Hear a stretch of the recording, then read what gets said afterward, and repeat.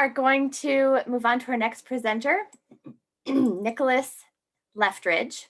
He's currently attending Community College of Aurora, hoping to pursue petroleum engineering at the Colorado School of Mines. Hello, everybody. Let's see. Am I pulling up my slides, Alicia, or am I pushing somebody through them? Casey is showing your slides, and you'll just be saying next slide. Okay, let me see. Okay, cool. All right. So, let's see. Good morning, everybody. Research that myself and Rob Steenberg from the NOA did focused on the Planetary K-index forecast verification. So go to the next slide, please. For the purposes of this presentation, we're going to focus on why we care. So it's basically motivation and the objective, what we did. So really what we were working with, what we had to work with, and how we worked with it, what we found, which is of course going to embody the results. And last but not least, what's next? So our conclusion, and then moving forward, how that would look. So we can move to the next slide. The why we care is basically focusing on the KP index and what it does. So the KP index focuses on identifying geomagnetic storms that take place in space. And the reason we do care primarily is for the power industry and for communications. High frequency communications, airline, traffic controlling, communications, power industry. These are all areas that are highly affected by geomagnetic storms. In addition to that, pigeon racing is something that is real, and there's a negative effect on the ability for birds to return in the midst of these storms as well. As far as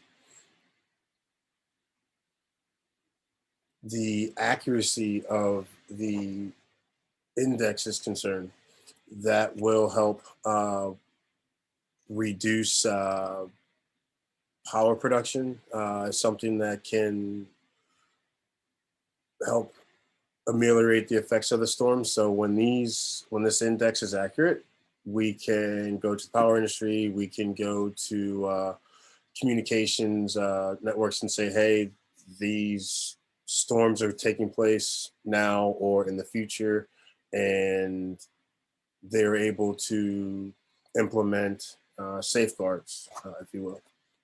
Another reason for the index itself is the numerical space weather prediction models are driven by the index values.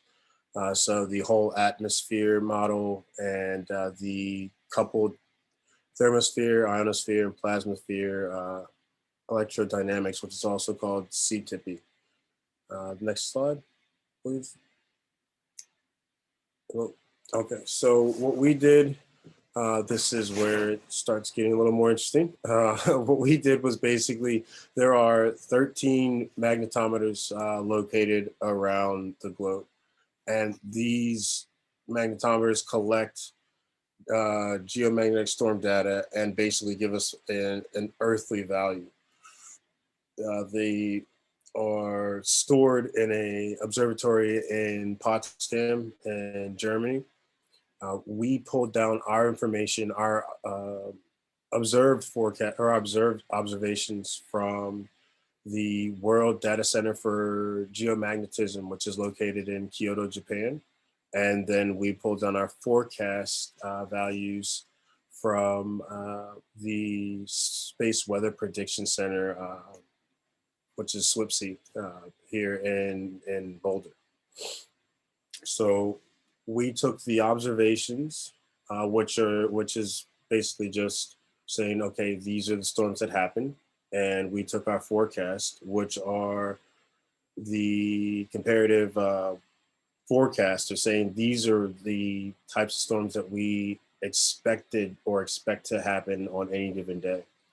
And we compared the two in numerous different time intervals. So we started by selecting the data for our 00Z timeframes, which is the first 24 hours. The forecasting goes out as far as 72 hours, but it's on a rolling 12-hour period. So every 12 hours, that 3-day forecast gets pushed forward. We were working primarily with the first 24 hours. And it's also important to note that if you look in the bottom right corner here, this is a grid for all of the index values available. So the index goes from 0 to 9. You can see there's 0, 1, 2, 3, 4, 5, 6, 7, 8, 9. But then each one of those has 3 values in of itself. So for 1, there's 1 minus, there's 1 O, and there's 1 plus. 2 minus, 2 O, 2 plus. For the purposes of our research, we simplified these values and worked just with 0, 1, 2, 3, 4, 5, 6, 7, 8, 9.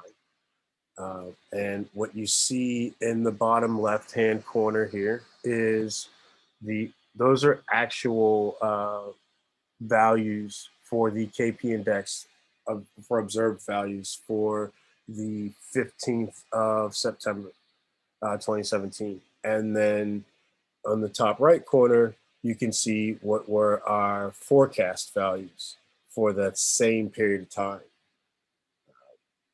Let's see here if we can go to the next slide, please. Okay, so what And we Nick, did find. Nick, you're at 7 minutes right now. So yeah, 2 more minutes before we have to cut you off. Yep. So in the end, what we did find was there's a tendency for us to over forecast on these smaller storms. So that's basically anything from 0 to about 4. Over forecasting is something that isn't necessarily bad, but depending on the customer, it can be something that isn't ideal. And then conversely, seeing as how the larger storms, anything that's from index value of 5 and above, they don't tend to happen that often. There's a limited amount of data for or forecasting for those storms. So if we can go to the next slide, and for time, the next slide. What we're looking for here is an opportunity to verify measures for rare events, which are the larger storms. We also would like to work with the 48 and 72-hour forecast. Additionally, the coronal hole high speed stream versus coronal mass ejection performance, and working with identifying storms that work around the solar cycle, the 27-day sun cycle. So that's what we're hoping to do more of going forward, and also use the full breadth of KP index values in an attempt to verify as well. So, yep. All right, great. We have time for one quick question. Okay. Let's see. So first question is, can high accuracy of these indexes increase energy efficiency overall? Like lessen the amount of energy lost when traveling from the plant through the lines into the building?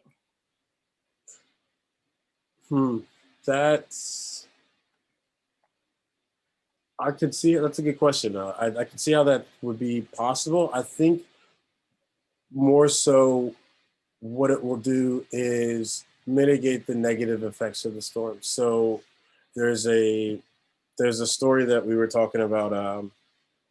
Really, these storms can interfere and do quite a bit of damage. So it's not so much efficiency as it is to safeguard what is already there. If that answers your question.